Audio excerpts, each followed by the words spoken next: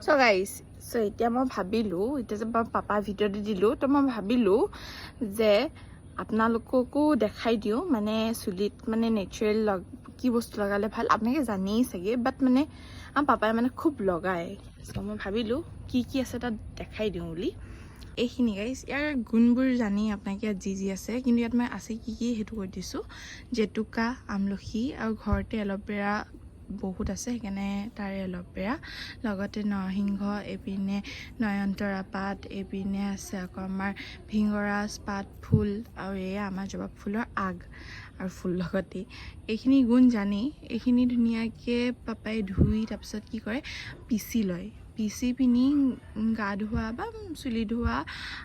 এঘণ্টা বা আধা ঘণ্টা আগত লগাই সিমানকণ সময় থ'ব পাৰিলে বহুত বেছি ভাল তাৰপিছত ধুনীয়াকৈ ধুই দিয়া পাছত মানে চুলিৰ গ্ৰ'থতো বহুত হেল্পফুল হয় চুলি শ্বাইনিং হয় বহুত চিল্কি হয় মানে